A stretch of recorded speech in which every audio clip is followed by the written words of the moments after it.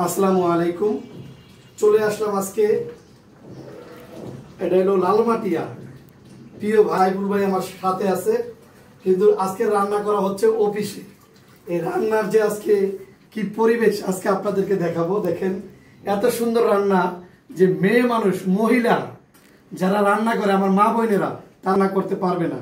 রান্না করার ভিডিওটা আজকে আপনাদেরকে দেখাবো। তো সুন্দর, এই যে প্রিয় সাইফুল ভাই, এই জায়গায় কিন্তু দেশি মুরগি আছে। দেখেন মুরগি কিন্তু খুব জোশ। আর এই জায়গায় কিন্তু আপনার দেখেন ডাউল আছে।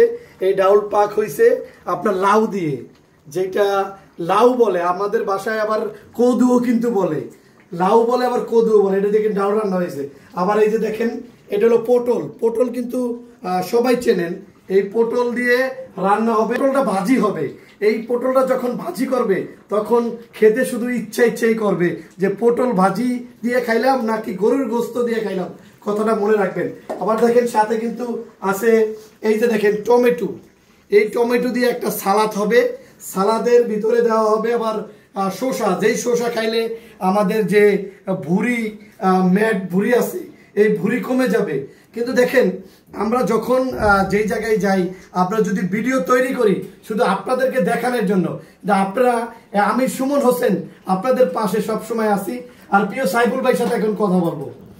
সাইফুল ভাই, এই যে রান্না করতেছেন, আপনার অনুভূতিটা কি? খুবই ভালো। রান্না নিজ হাতে করতেছেন, আজকে রান্না করে সবাইকে খাওয়াবেন, কিরকম লাগতেছে আপনার কাছে? আমি মূলত হচ্ছে স্যারের পার্সোনাল অ্যাসিস্ট্যান্ট। তো অফিসে যেদিন রান্না বাড়ি, তো স্যার আমাকে দিয়ে রান্না করায়। আমার হাতে রান্না বলে খুব টেস্ট লাগে স্যারের কাছে, খুব খেতে ভালো। তার জন্য স্যার আমাকে বলে যে সাইফুল তুমি একটু আমার জন্য রান্না করো, আমার কিছু গেস্ট আসবে তাদের জন্য রান্না করো। তো আমারও রান্না করতে খুব ভালো লাগে। আমি এটা মানে খুব আগ্রহ আমার রান্না করা। আমি রান্নার বিষয়ের উপর কোর্স করছি এক সময়, 3 বছর একটা কোর্স করছিলাম রান্নার উপরে।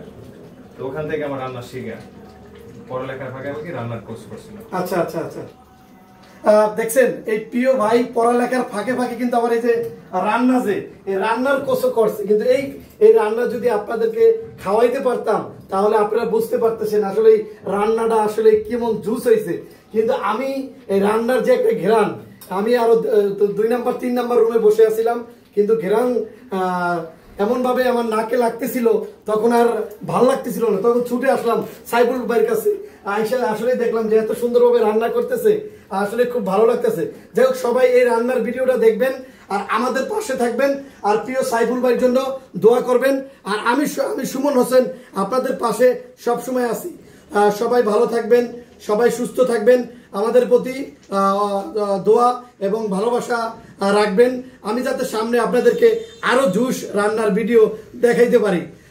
সবাই ভালো থাকবেন, সুস্থ থাকবেন, দোয়া করবেন আমার জন্য। আল্লাহ হাফেজ।